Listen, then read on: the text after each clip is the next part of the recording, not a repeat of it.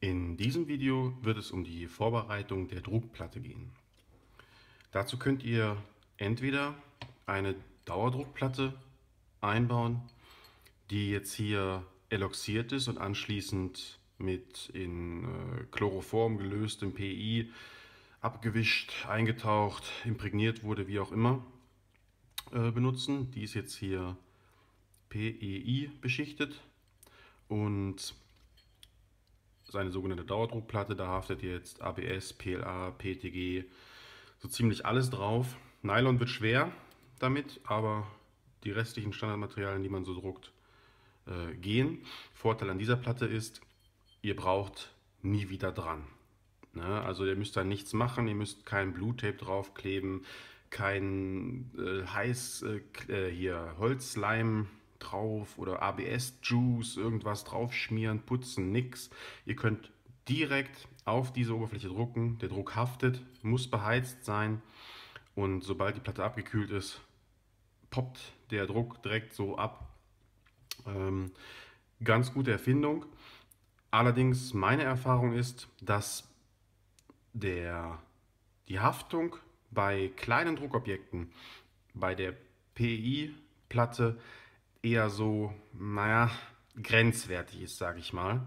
Und ich halte dafür bei der Druckplatte für den Dice eine PEI-beschichtete Druckplatte für nicht optimal. Das geht, ich habe sie in meinem ersten Dice drin, funktioniert, tadellos.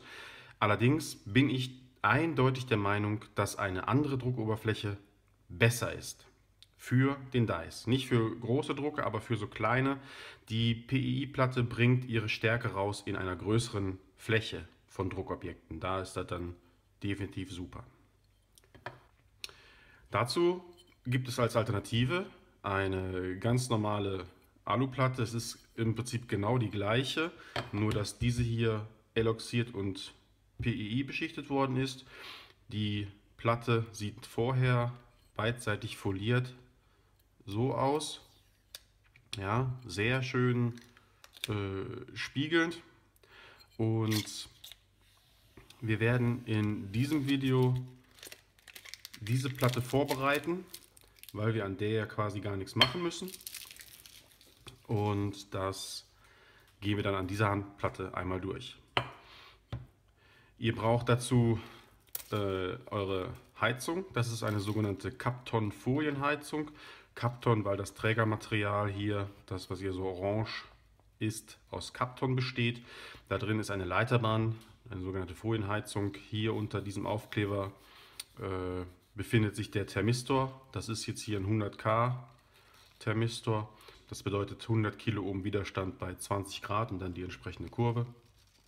Die beiden äußeren Drähte hier, die sind die Heizungsanschlüsse, ja, also die beiden äußeren. Die beiden in der Mitte, diese beiden, das ist der Anschluss für den Thermistor. Ihr solltet irgendwas zwischen, ich meine, können wir mal eben messen, weiß ich jetzt gerade gar nicht so genau, hatte ich vorher schon mal alle durchgemessen. Was da so geht. Wir haben hier, also bei ungefähr 60 Watt Heizleistung, die ich eingeplant habe, haben wir hier, ja, seht ihr, ungefähr 11 Ohm. Das kommt hin. Ich mache mal kurz die Mathe. 24 Volt haben wir, ne? 24 mal 24 durch 11 haben wir 52 Watt bei 11 Ohm. Wenn ihr irgendwie 10 Ohm habt, dann kommt es schon mehr Richtung die 60. Ist aber gar nicht so wichtig. Irgendwas zwischen 50 und 60 ist völlig in Ordnung und passt eindeutig unter diese Heizplatte. Ich halte für eine entsprechende Beschichtung hier auf dieser Platte als bessere Alternative entweder eine Druckoberfläche wie Biltag oder wie sie alle heißen, die Konsorten. Das ist eine raue Kunststoffoberfläche, wahrscheinlich irgendein spezieller Kunststoff oder auch nicht. Im Prinzip sieht es aus wie so früher die Pro-Gamer Mauspads, die man da so hatte. Irgendwas in der Richtung halte ich für sehr geeignet, weil die Haftung darauf doch sehr gut ist. Und man kann auch hier, habe ich vom Lothar testweise mal geschickt bekommen, das ist ein sogenannte auch eine PI-Platte. PI, dasselbe Material wie hier auf der Dauerdruckplatte. Allerdings ist das hier auf eine Art, was ist das, Glasfasermatte, GFK Matte imprägniert, aufgebracht. Das Ding ist ein bisschen flexibel, ja, und sehr dünn, kein Millimeter, ich würde sagen hier so einen halben, wenn ich da mal so ein Auge drauf werfe. Und sowas kann dann hier einfach später drauf gelegt werden, wird genauso warm. Vorteil hierbei, bei dieser Methode, man kann es wegnehmen, eine Leere, die man hat, direkt wieder drauf und weiterdrucken, während die erste ein bisschen abkühlt. Und was auch noch hilft, dadurch, dass man es ein bisschen biegen kann, ein bisschen flexen kann, geht der Druck noch schneller bei einer vielleicht etwas höheren Temperatur ab als hier auf der Dauerdruckplatte. Man muss nicht so lange warten. Und so eine dünne Platte kühlt natürlich viel, viel schneller aus als so eine dicke Aluplatte. Das hier ist für Leute, die schnell verschiedene Drucke haben möchten und keinen Bock haben zu warten. Ich werde in diesem Video die Bildtag montieren und ich werde sogar noch einen Ticken weitergehen. Ich werde vorher Schrauben hier in die Löcher einbauen, damit die Bildtag nachher da voll drüber klebt, ohne Löcher, dass man das halt gar nicht mehr sieht. Macht ein bisschen einen schöneren, cleaneren Look. Und ja, wie gesagt, das sind die Optionen und die PEI-beschichtete Platte lassen wir jetzt mal außen vor, weil wir mit der nichts anderes machen müssen, als die Heizung drunter kleben. Wie fangen wir hier an? Wir kleben als allererstes die Heizung drunter und dazu machen wir erstmal die Folie weg. Ich habe mir das vorher schon angeguckt, die Platte ist gut entgratet, hat der Frank gut geliefert. Und aber wie gesagt, das ist jetzt hier warm gegossenes Aluminium, plan gefräst. Da gibt es mittlerweile quasi Wettbewerbe, wer jetzt das planst gefrästeste aller planst gefrästesten hatte. Man kann hier ein bisschen das erkennen, wie die Fräse hier drüber gegangen ist, der Fräskopf. Naja, ich sag mal, auf einen Meter Länge sind das irgendwie 0,4 mm oder 0,04 mm. Nagelt mich jetzt nicht drauf fest. Ich habe jetzt schon einen Online-Shop gesehen, da ist das 0,3 oder 0,03 mm Abweichung pro Meter. Also meiner Meinung nach bei dieser kleinen Druckplatte total überbewertet. Da tut es jedes Alu. Wirklich. Auf 10 cm wird sich bei einer 60 Watt Heizung kein Alu so dermaßen verbiegen, dass wir den ersten Layer von 0,2 mm da Schwierigkeiten bekommen. Wirklich nicht. Ja, besorgt euch da irgendein Alu. Planes Alu ist natürlich eine Nummer schicker, besser, sieht auch besser aus, aber da wir eh was draufkleben, total egal. Bevor wir hier die Heizmatte draufkleben, muss die Oberfläche gereinigt werden. Ich empfehle dazu Reinigungsbenzin. Mit dem Reinigungsbenzin reinige ich auch ab und zu mal die Dauerdruckplatte in meinen anderen Druckern, wenn es denn nötig sein sollte, wenn da mal Staub oder Fingertoucher drauf sind. Sobald da ein bisschen mehr drauf rumgepatscht hat, lässt die Haftung etwas nach. Da muss man mal kurz mit dem Reinigungsbenzin drüber. Ihr könnt auch Bremsenreiniger benutzen oder Universal Schnellreiniger. Ist total egal. Hauptsache das Ding entfettet. Vielleicht Aceton, wenn ihr das noch habt vom ABS-Drucken. Hauptsache das wird entfettet und sauber, dass wir das draufkleben können. Die Heizmatte kommt auf die Rückseite geklebt. Ihr erkennt die Rückseite daran, dass hier oben Senkungen für die Schraubenköpfe drin sind. Das ist dann dementsprechend oben. Ja, das ist unten. Dazu schnappt ihr euch einen Lappen und ich, wie gesagt, bevorzuge Reinigungsbenzin. Ist auch super billig, ich glaube 2 oder 3 Euro die ganze Flasche und ich habe die jetzt schon, die ist jetzt noch bis hierhin voll und ich habe die schon seit 2 Jahren. Also ihr braucht da echt wenig von und das hält ewig. Meine Empfehlung, kauft euch ganz normales Reinigungsbenzin im Baumarkt für 3 Euro. Fertig. Dann die Oberfläche etwas reinigen. Guckt, dass der Kleber ab ist. Und ich merke gerade, hier habe ich noch einen kleinen Grat. Merke ich jetzt gerade, weil ich mit dem Tuch drüber gehe. Das werde ich jetzt mal ganz kurz eben mit einer Feile wegmachen. Gefällt mir nicht so ganz, da bin ich perfektionistisch. Das muss weg. Kurze Pause im Video und ich mache hier einen Schnitt und komme gleich wieder. So, da bin ich wieder und habe hier mal kurz mit einer kleinen Schlüsselfeile außen die Kanten nochmal schön entgratet. Da war wirklich jetzt nicht viel dran, nur da bin ich ein bisschen perfektionistisch. Und jetzt natürlich mit den ganzen Fingerpatschern nochmal ganz kurz einfach mit einem Lappen und Reinigungsbenzin hier drüber. Und dann können wir schon die Folie aufkleben. Guckt nochmal drauf, wer hier irgendwo mit den Fingern Patschern macht, dass alles gut aussieht. Ja, das war gerade mein Messgerät, das ist jetzt auf Standby. So, Reinigungsbenzin zu und dann sind 3 Löcher hier in der Druckplatte und das, wo das einzelne in der Mitte ist, das ist vorne und das erkennt ihr auch hier in der Klebefolie.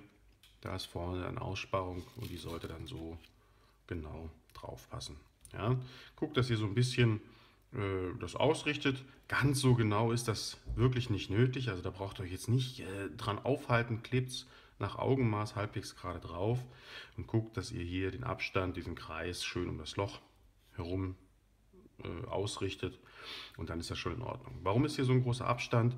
Da wird ja nachher unterfüttert mit Federn oder dergleichen und damit die Feder nicht auf das Heizbett, auf diese Heizung drückt, seht ihr hier, habe ich da ein bisschen Platz gelassen, ne? Wenn hier nachher eine Feder drunter sitzt, damit die nicht auf die Heizfolie drückt. So. Dazu löst ihr hier die Folie auf der Klebefolie. Gucke ich jetzt mal eben, wie wir das am besten machen. Geht das ab? Ja, klebt super. Und bei der Größe jetzt ist das nicht ganz so wichtig, wie man anfängt. Bei großen macht man immer erst nur die Hälfte auf und justiert dann. Und ich fange einfach mal an. Und die Matte ist 90 x 90 mm, die Platte 100 x 100. Das heißt, es sollte theoretisch 5 mm zu jeder Seite ein Abstand sein. Wie gesagt, wenn das nicht so hundertprozentig genau ist, ist das auch nicht so schlimm.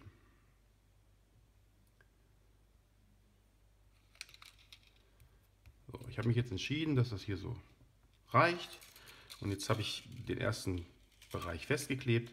Dann gehe ich hier drunter, ziehe das langsam ab und streiche das dann hier hinten, während ich das hier unten rausziehe, fest.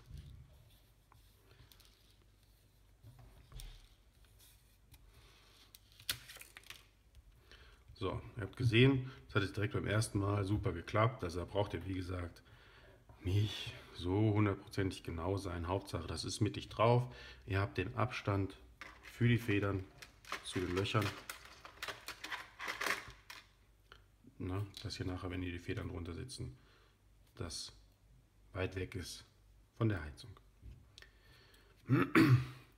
Wenn ihr jetzt die Klebefolie draufgeklebt habt, streicht ein bisschen die Luft drunter raus, falls ihr Luft drunter haben solltet. Einfach mit dem Finger rausarbeiten, aber wenn das erste Mal heiß geworden ist, habe ich die Erfahrung gemacht, tut sich da nichts mehr und das ist alles in Ordnung. Hier habe ich eine kleine Blase drunter, da ist glaube ich ein Stück Kleber. Egal, gar nicht so schlimm. Wie gesagt, da kann man sich mehr Stress machen als nötig. Wenn ihr die Heizung jetzt auf die PI-Platte geklebt habt, seid ihr in diesem Schritt schon fertig. Könnt das Video also beenden. Wir machen jetzt hier weiter mit der Biltag und wer will, kann auch nachher so eine PI-Platte drauf machen. Mit der Biltag machen wir auf der Seite weiter. Hier das gleiche Spiel wie auf der Rückseite mit dem Reinigungsbenzin. Dazu einfach schön ordentlich drüber. Alle Fingerpatschen weg, alle Klebereste von der Folie, die drauf war. Werkzeugspuren, was auch immer, wenn da Kühlmittel von der Fräse drauf ist oder sowas. Ja, also das sieht aber schon gut aus. Was ich immer interessant finde, ist, das Ding ist jetzt doppelseitig foliert gewesen. Und wenn ich hier so gegen das Licht gucke, dann frage ich mich immer, was machen die Leute? Ich versuche das mal im Video zu zeigen. Seht ihr diese Kratzer da drauf? Also frage ich mich immer, ich habe das gerade geputzt, ne, und das abgezogen. Man kann es sogar hören. Ja. Doppelseitig foliertes Material und trotzdem Kratzer drauf. Also wirklich spiegelnd. Auch hier keine Chance. Aber wie gesagt, das ist so minimal und so marginal. Und spätestens wenn ihr das erste Mal da irgendwie mit der Düse lang geht, habt ihr wahrscheinlich andere Kratzer drin. So, bei der Bildtack ist genau das gleiche Programm wie bei der Heizmatte. Die ist auch zum Draufkleben. Und wir machen aber vorher die Schrauben hier rein. Zwei Möglichkeiten gibt es jetzt. Ihr steckt die Schrauben rein und klebt die Bildtack drauf und schneidet euch hier oben nachher ein Loch rein, wo die Schraubenköpfe sind. Ja, und habt dann hier ein Loch, 3 Stück insgesamt.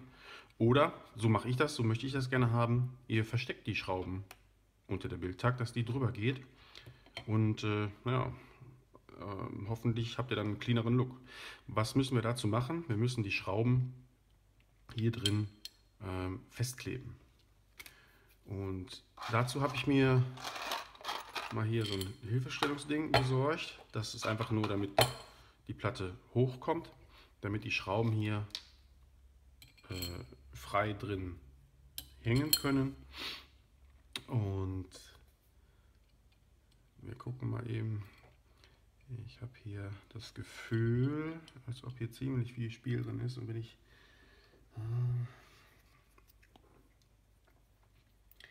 kann ich das gar nicht so einfach ausrichten. Ich hole mir noch mal eben den Druckbettträger drunter dabei und stecke da die Schrauben durch und hoffe, dass dadurch die Schrauben besser ausgerichtet sind beim Festkleben. Einen Moment. So, da bin ich wieder. Ich habe jetzt hier die Löcher mal eben auf 3,3 aufgebohrt, weil ich will, dass die Schrauben hier schön fluffig drin laufen. Und jetzt habe ich kurz darüber nachgedacht, ob das jetzt richtig ist, dass ich euch das hier zeige, in Schritten, dass ich nochmal weggehe und bohre und so weiter. Aber der Hintergedanke ist eigentlich, dass ich euch das zeige, wie einfach es ist, den Dice aufzubauen, wenn man ein bisschen sich mechanisch nicht ganz so dumm anstellt. Und ich will extra nicht großartig was vorbereiten. Ich will nicht auf jedes kleine i-Tüpfelchen schon fertig ausgestanzt und vorbereitet haben, dass es hier gar keine Probleme gibt. Ihr werdet alle beim Zusammenbauen auf das ein oder andere Hindernis stoßen und man kann alles ganz, ganz schnell lösen. Und deswegen sind diese Videos einfach nur, ich lege mir die Bauteile hin, schraube die live zusammen, zeige euch, wie es klappt oder ob es nicht klappt. Und einfach nur mit dem Wissen, das ich jetzt habe, dass ich schon mal einen gebaut habe. Ja. Ich habe jetzt die Schrauben hier drin. Die passen jetzt hier rein. Ich habe hier ein bisschen Spiel, alles in Ordnung. Und werde jetzt hier ein bisschen Loctite reinmachen und hoffe, dass das schon reicht, um die Schrauben zu befestigen. Ich habe mich vorher ein bisschen informiert. Loctite an sich hat 180 Grad Hitzebeständigkeit, sollte also für unser Bett reichen. Wir beheizen ja mit Bildtack eh nicht so heiß. Und wie gesagt, ich habe jetzt hier, schaut, den Schraubenkopf unten so benetzt und das muss gut sein. Mehr als ein bisschen Haftung wollen wir gar nicht. Nochmal Hier einen dicken Tropfen drauf. Wer mich mit der Schraubensicherung kennt, der weiß, immer zu viel. In diesem Fall hier sehr gut. Genau richtig, das wollen wir.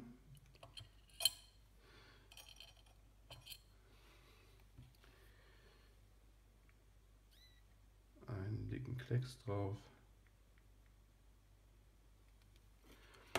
Perfekt. Noch haben wir Zeit, ein bisschen auszurichten. Ich gucke jetzt einfach, dass ich die Platte so hinschiebe, dass die Schrauben hier halbwegs in der Mitte von den Löchern sind. Nicht so viel drauf rumtatsche, aber das sieht gut aus. Ja, kann man so lassen. Ich habe gerade einen Patscher drauf gemacht auf die Platte. Den machen wir noch mal eben weg.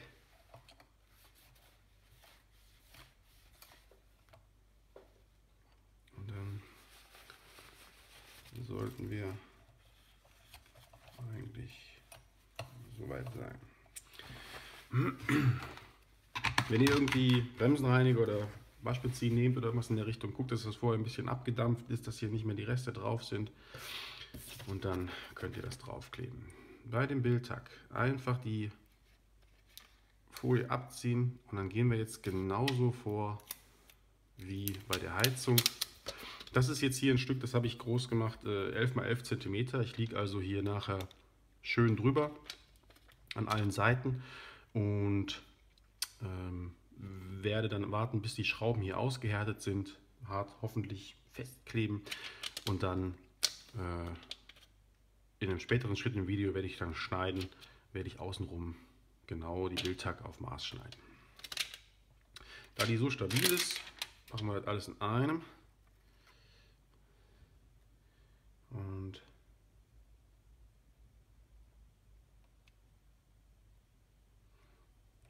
legen die einfach drauf. Ich muss jetzt aufpassen, nicht zu viel zu wackeln, damit die Schrauben halt fest bleiben. Und habe die Bildtack jetzt fertig. Ich stelle es jetzt zur Seite und schneide das Video jetzt hier und in 1-2 Stunden, wenn ich der Meinung bin, die Schraubensicherung hat genug gehärtet, machen wir hier mit dem Video weiter.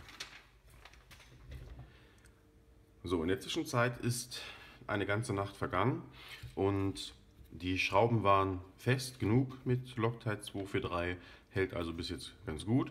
Ich habe allerdings noch mit dem Loctite den Platz hier zwischen Schraube und Loch in der Platte aufgefüllt.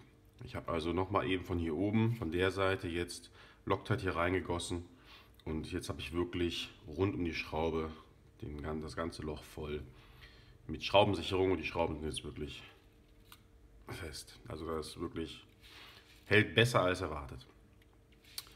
Jetzt werden wir das einschneiden, schön am Rand ab und ich hoffe, das klappt so, wie ich mir das hier vorstelle.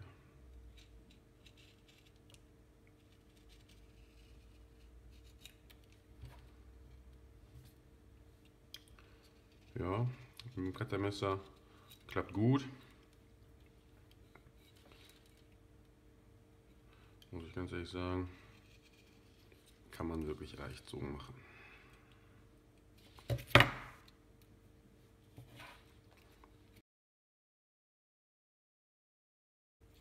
So, da sind die Seiten schon ab. Hier kam mir gerade noch etwas flüssige Schraubensicherung entgegen. Wahrscheinlich ist hier noch etwas gesammelt.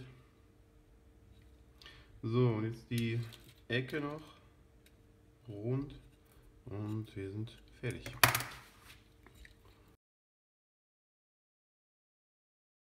So, es hat ein bisschen Anschein, als ob hier noch flüssige Schraubensicherung hier drunter wäre, aber die Bildtack-Oberfläche hier hält fest genug, geht an den Seiten nicht ab. Ich kann da ruhig dran rumschnitzen, würde ich ja merken, wenn ich hier mit dem Messer das abheben würde, aber es hält. Und ja, so sieht das jetzt aus. Und so werde ich die Druckplatte jetzt auch in den Dies einbauen. Eine schöne Oberfläche, ohne dass man sehen kann, wo der jetzt eigentlich befestigt ist. Was man hier noch sehen könnte, wenn man größere Federn einbaut, dann könnte man hier von der Seite auch eine, ich sag mal, selbstlicherne Mutter draufschrauben und damit einfach die Schraube festzwingen. Aber wir sind im Dies so eng, so knapp, dass wir hier an der Stelle von der Schraube eigentlich gar nicht diese 3-4 mm Platz haben, die so eine Mutter braucht, weil wir noch die Federn, die Puffer, also ich mache jetzt hier Silikon drunter, auch noch irgendwo unterbringen müssen. Ja, die ganze Schraube ist ja nur 16 mm lang. Hat gut geklappt, die Schrauben sind immer noch fest, Bildtag hält, ist schön rundrum und wir haben somit die Vorbereitung von der Druckplatte abgeschlossen.